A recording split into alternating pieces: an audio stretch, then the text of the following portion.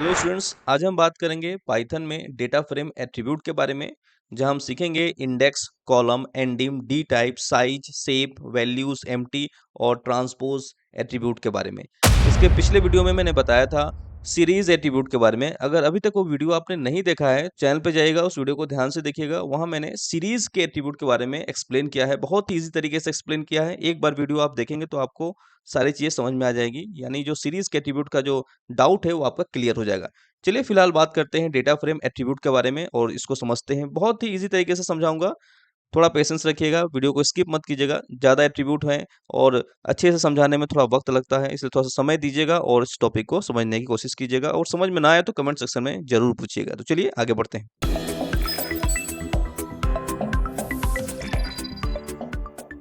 यहाँ एक शॉर्ट में थोड़ा सा डेफिनेशन समझ लेते हैं। जो जो एट्रीब्यूट है, जैसे पहला एट्रीब्यूट है आपका इंडेक्स। ठीक है, तो डेटा फ्रेम में जो इंडेक्स होते हैं यानी 0 1 2 3 यानी जो नंबर ऑफ रिकॉर्ड्स होते हैं उसकी जो इंडेक्सिंग होती है वो ये रिटर्न करता है। सेकंड है हमारा शेप, ये क्या रिटर्न करेगा? Number of row and columns को रिटर्न करता है। डी टाइप, ये डेटा टाइप को रिटर्न करता है। नेक्स्ट है साइज, ये डेटा के साइज को रिटर्न करेगा। देन एम्प्टी, ये जो एट्रीब्यूट है, अगर डेटा फ्रेम के अंदर कोई वैल्यू है तब ये फॉल्स रिटर्न करेगा, वैल्यू नहीं होती है तब ये ट्रू रिटर्न करता है। नेक्स्ट है कॉलम, यानी डेटा फ्रेम के अंदर कौन कौन से कॉलम है उसके नाम को डिस्प्ले करेगा। उसके बाद नेक्स्ट है वैल्यूज, यानी डेटा फ्रेम के अंदर कौन कौन सी वैल्यूज हैं वो रिटर्न करेगा। यहाँ कॉलम को डिस्प्ले नहीं करेगा, ना ही इंडेक्स को डिस्प्ले करेगा, केवल उसकी वैल्यूज को डिस्प्ले करता है। उसके बाद नेक्स्ट है एंडिंग, यानी ये डायमेंशंस को रिटर्न करता है, 1 डायमेंशन, 2 डायमेंशन। ठीक है, फिलहाल डेटा फ्रेम की बात हो रही है तो यहाँ वो 2 डायमेंशन रिटर्न करेगा। नेक्स्ट है आपका टी, यानी ट्रांसपोज। ट्रांसपोज क्या करता है? रो को कॉलम में और कॉलम को रो में कन्वर्ट करके डिस्प्ले करता है। क्लियर है? चलिए, यहाँ समझ में नहीं आया तो कोई बात नहीं, अभी हम लोग प्रैक्टिकल करेंगे पाइथन में, तो वहाँ आपके डाउट जो है वो क्लियर हो जाएंगे। तो चलिए पाइथन को ओपन करते हैं और इस सारे एट्रीब्यूट को वन बाय वन समझते हैं। यहाँ मैंने पाइथन को ओपन कर लिया, यानी पाइथन आइडियली ओपन कर लिया। यहाँ मैं पांडास को इंपोर्ट कर लेता हूँ। यहाँ एक मैं डिक्शनरी ले लेता हूँ D1। फिलहाल यहाँ मैंने डिक्शनरी का जो डेटा है ये टाइप करके रखा है ताकि आपका समय वेस्ट ना हो। इसे मैं कॉपी करके यहाँ पेस्ट कर लेता हूँ। ठीक है, यहाँ एक मैंने डिक्शनरी लिया D1।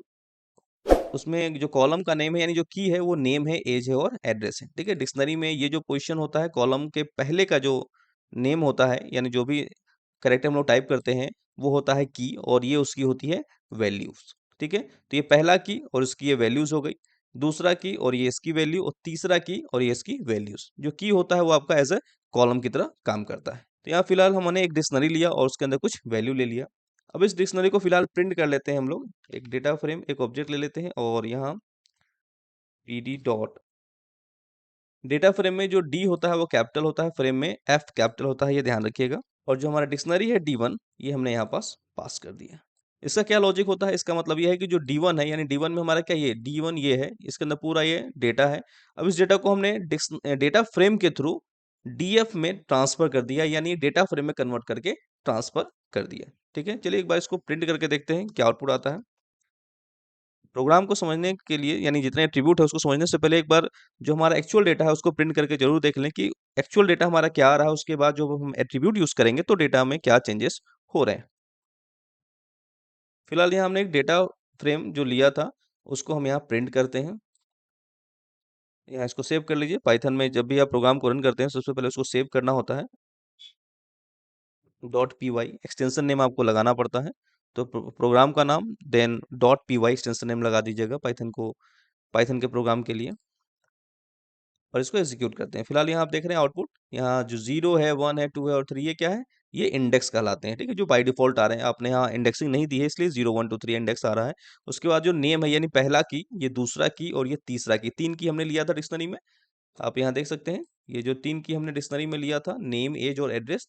तो नेम, एज और एड्रेस आपको यहाँ दिख रहा है और उसके ये वैल्यूज दिख रहे हैं। ठीक है, ये एज अ कॉलम यहाँ आपको दिखता है आउटपुट में।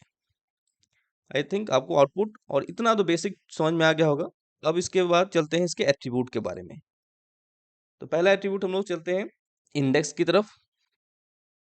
ध्यान से देखिएगा, आपके सारे डाउट जो हैं डेटा फ्रेम के एट्रीब्यूट के वो क्लियर हो जाएंगे इस वीडियो से।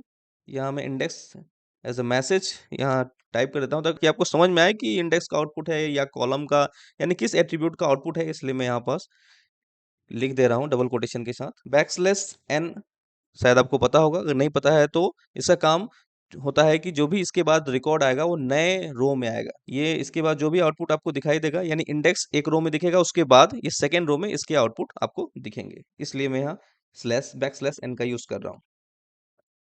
Data frame dot index. अब इसको रन करते हैं, आउटपुट को देखते हैं। कुछ मिस्टेक है, और यहाँ कॉमा नहीं लगा है, एक कॉमा लगा लीजिए। अब इसको रन कर लीजिए। क्लियर है? तो यहाँ इंडेक्स में क्या दिख रहा है आपको? स्टार्टिंग पोजीशन 0, यानी ये 0 से स्टार्ट हो रहा है। स्टॉप पोजीशन कितना दिख रहा है? 4 दिख रहा है। 4 स्टॉप पोजीशन का मतलब होता है कि n-1। ठीक है, जब भी इंडेक्सिंग होती है वो 0 से स्टार्ट होती है, और लास्ट वैल्यू जो होती है n-1, यानी लास्ट में जो भी होगा उसमें आप एक नंबर माइनस कर दीजिएगा, तो आपकी इंडेक्सिंग हो जाती है। ठीक है, और स्टेप वैल्यू यानी 1 बाई 1 वो इंक्रीज हो रहा है। 0 है, फिर 1 है, 2 है, 3, इसलिए स्टेप वैल्यू 1 दिया हुआ है। अगर यहाँ 2 होता है इसका मतलब 1 गैप करके होता, लेकिन ये बाय डिफॉल्ट इंडेक्सिंग आ रही है, तो ये आपका 0 से 4 दिख रहा है और स्टेप वैल्यू 1 दिख रहा है। आप चाहें तो मैनुअल इंडेक्सिंग भी कर सकते हैं।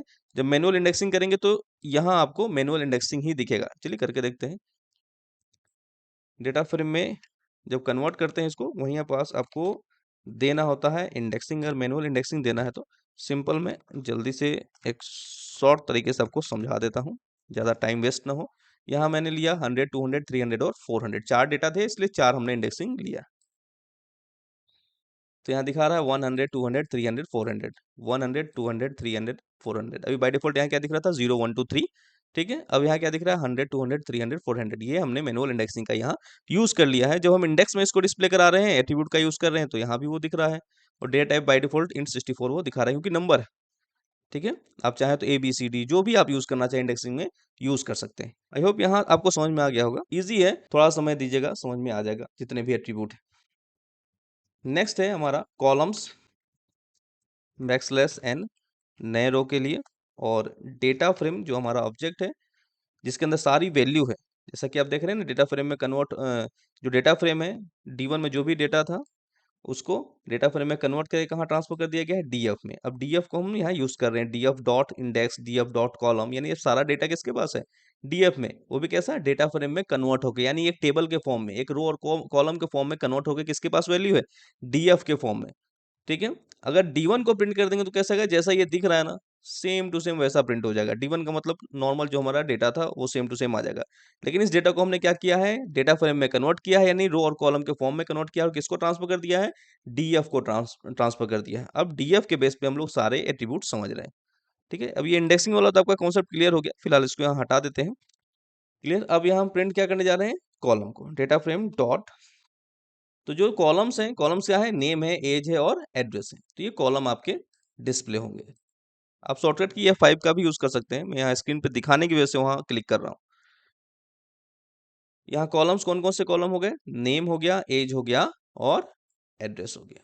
तो ये कॉलम का काम यही होता है, कॉलम के नेम को डिस्प्ले करना। नाम सही समझ में आ रहा है, ज्यादा कुछ बड़ी चीज नहीं है यहाँ पास। फिर है नेक्स्ट, नेक्स्ट एट्रीब्यूट है हमारा डायमेंशंस। ठीक है, यानी एंडिंग फंक्शन। बैकस्लैश n और कॉमा करके डेटा फ्रेम डॉट एंड, यानी क्या करेगा? जो हमारा डेटा है उसका डायमेंशन रिटर्न करेगा। चलिए एक बार रन करके इसको भी देख लेते हैं। ये देखिए डायमेंशंस क्या दिखा रहा है? 2 दिखा रहा है। 2 डायमेंशंस है, क्योंकि डेटा फ्रेम का यहाँ यूज हो रहा है। ये सीरीज होता तो 1 डायमेंशन दिखाता।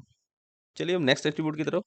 देखिए टॉपिक बहुत ईजी है, और खास बात यह है कि पेपर में बार बार पूछा जाता है। ठीक है, कई बार हम चीज़ों को नहीं पढ़ते हैं तो पेपर में नहीं कर पाते हैं, जबकि वो बहुत ईजी होता है। जैसे कि आप देख रहे हैं स्क्रीन पे, बहुत ईजी है एट्रीब्यूट, लेकिन हम पढ़ते नहीं हैं, इस वजह से हम पेपर में नहीं कर पाते हैं। एक बार अगर आप देख लीजिएगा ना, तो आपका जो डाउट है वो बिल्कुल ही क्लियर हो जाएगा। कोई प्रॉब्लम नहीं जाएगी आपको पेपर में देने की। कई बार इसके MCQ क्वेश्चंस आते हैं, और कई बार फंक्शन के बारे में पूछ लिया जाता है, या एक स्टेटमेंट लिखा रहता है, इसका आउटपुट आपको बताना होता है। चलिए अब नेक्स्ट है हमारा D टाइप, यानी data type backslash n data frame. ये क्या करेगा? जो हमारा डेटा फ्रेम है उसके डेटा टाइप को ये रिटर्न करेगा। चलिए इसको भी देख लेते हैं। जैसा कि हमारा जो नेम है पहला वाला जो कॉलम था वो ऑब्जेक्ट टाइप का है। एज है उसका कॉलम कैसा है? उसका जो रिकॉर्ड है वो 64 है, int 64, और एड्रेस जो है वो ऑब्जेक्ट है। ठीक है, तो इसकी हेल्प से हम लोग डेटा टाइप को रिटर्न कर सकते हैं। चलिए नेक्स्ट है हमारा साइज। आप सब डबल कोटेशन की जगह सिंगल कोटेशन भी लगा सकते हैं, कोई दिक्कत नहीं उससे। Data frame dot size, size से क्या रिटर्न कर रहा है, ये देखिए साइज यानी नंबर ऑफ रिकॉर्ड्स कितने हैं। साइज क्या रिटर्न करता है, नंबर ऑफ रिकॉर्ड्स। ये इंडेक्स नहीं बताएगा आपको, ना ही कॉलम के नाम को ये काउंट करता है, ध्यान रखिएगा। ठीक है, जैसे कि ये देखिए हमारा आउटपुट ये है, यहाँ जो इंडेक्स है इसको भी काउंट नहीं करेगा, और जो कॉलम के नेम है, जैसे नेम है, एज है और एड्रेस है, इसको भी काउंट नहीं करेगा, केवल डेटा को काउंट करेगा। 1 2 3 4 5 6 7 8 9 10 11 और 12। ठीक है, जो रिकॉर्ड्स होते हैं केवल उसी को काउंट करता है कौन, साइज। चलिए अब नेक्स्ट एट्रीब्यूट, साइज के बाद हम लोग शेप पे चलते हैं। बैकस्लैश n, शेप क्या करेगा, data frame dot shape number of columns और नंबर ऑफ रोज बताएगा, यानी आपका जो डेटा फ्रेम है उसमें कॉलम कितने हैं और रोज कितने हैं वो बताएगा। अभी जो शेप है वो क्या रिटर्न किया था कि नंबर ऑफ रिकॉर्ड्स कितने हैं वो बता रहा था साइज, लेकिन शेप क्या बताएगा, नंबर ऑफ रो और नंबर ऑफ कॉलम्स। ठीक है, देखिए शेप का आउटपुट क्या है, 4 और 3। 4 क्या है, 4 है नंबर ऑफ रोज, और 3 क्या है, नंबर ऑफ कॉलम्स। यहाँ देख लीजिए आप, जैसे पहला रो, दूसरा, तीसरा, चौथा, तो 4 रो है, यानी 4 रो है, और कॉलम्स कितने हैं, 1 कॉलम, 2 कॉलम और 3 कॉलम। ये तो आपका इंडेक्सिंग होता है, बाय डिफॉल्ट होता है।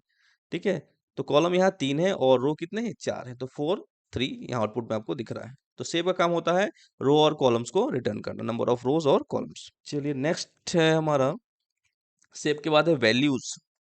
अगर आपको देखना है कि जो डेटा फ्रेम है उसमें कौन कौन सी वैल्यूज हैं, तो आप इसकी हेल्प से देख सकते हैं। डेटा फ्रेम डॉट वैल्यूज, हो सकता है कुछ स्टूडेंट जो देख रहे होंगे वीडियो, उनको लग रहा होगा वीडियो काफी लंबा हो रहा है, लेकिन आप ही के काम का है, आप ही के लिए मैं इतना बड़ा वीडियो बना रहा हूँ ताकि आपको चीजें पूरी तरह से समझ में आ सके। चलिए वैल्यूज को भी, इसको भी रन करके देखते हैं क्या आउटपुट आता है। जैसे मैंने बताया आपको कि वैल्यूज से क्या आएगा, जो भी इस डेटा फ्रेम के अंदर वैल्यूज है, देखिए यहाँ जो जो वैल्यूज है, जो आपका कॉलम था और जो इंडेक्स था उसको छोड़ के जो केवल वैल्यूज है वो आपको यहाँ दिख रही है।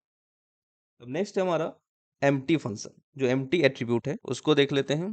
बैकस्लैश n, सीरीज में भी मैंने बताया था, जो सीरीज वाला मैंने बनाया था प्रोग्राम सीरीज एट्रीब्यूट में, तो वहां भी बताया था कि जो एम्प्टी है इसका काम होता है कि अगर डेटा फ्रेम के अंदर या सीरीज के अंदर वैल्यू नहीं है तब ये ट्रू रिटर्न करेगा, अदरवाइज ये फॉल्स ही रिटर्न करता है। अब देख लीजिए इसको, फिलहाल हमारा डेटा फ्रेम जो है वो खाली नहीं है, इसमें D1 जो वैल्यू है, D1 में ऑलरेडी इतना वैल्यू दिख रहा है, यानी इसका आउटपुट क्या आना चाहिए, फॉल्स ही आएगा। चलिए इसको भी रन करके देख लेते हैं। एम्प्टी एट्रीब्यूट जो है वो क्या रिटर्न कर रहा है, यहाँ फॉल्स रिटर्न कर रहा है। क्यों कर रहा है, क्योंकि डेटा फ्रेम में ऑलरेडी वैल्यू है। अगर मान लीजिए इसको हम हटा देते हैं, D1 को यहाँ से हमने हटा दिया, खाली कर दिया इसको, अब रन करके देखिए, अब यहाँ जो डेटा फ्रेम है कैसा है, एम्प्टी हो गया। अब रन करिए, अब क्या आना चाहिए, ट्रू आना चाहिए। ये देखिए एम्प्टी में क्या आ गया, ट्रू आ गया। ठीक है, आई थिंक समझ में आ गया होगा आपको। चलिए इसमें डेटा इंटर कर देते हैं। अब नेक्स्ट है हमारा ट्रांसपोज, यानी कॉलम को रो में और रो को कॉलम में कन्वर्ट करना। बैकस्लैश n और data frame dot T, capital T याद रखिएगा, स्मॉल टी नहीं। कई बार एमसीक्यू में क्वेश्चन आया है। ठीक है, तो ऑप्शन में ट्रांसपोज लिखा रहता है, ठीक है, ट्रांसलेट लिखा रहता है, स्मॉल टी लिखा रहता है, तो आपको ध्यान रखना है ये जो एट्रीब्यूट होता है केवल कैपिटल टी होता है। अब इसको रन करते हैं। अब रन करेंगे तो क्या आएगा, जो चीजें रो में थी वो कॉलम में आ जाएंगी और जो कॉलम में था वो रो में आ जाएगा। जैसे देखिए यहाँ नेम, एज और एड्रेस हमारा किस में था, कॉलम के फॉर्म में था, लेकिन अब यहाँ क्या दिख रहा है, ये रो के फॉर्म में दिख रहा है। और जो हमारा इंडेक्सिंग था 0 1 2 3, अब इधर ये किस तरह से दिख रहा है, कॉलम के फॉर्म में दिख रहा है। ठीक है, तो ट्रांसपोज का काम ही होता है रो को कॉलम में और कॉलम को रो में कन्वर्ट कर देना। आई थिंक आज जो हमने एट्रीब्यूट आपको बताया है वो अच्छे से समझ में आ गया होगा। थोड़ा समय मैंने जरूर लिया है ताकि आपको चीजें समझ में आ सके।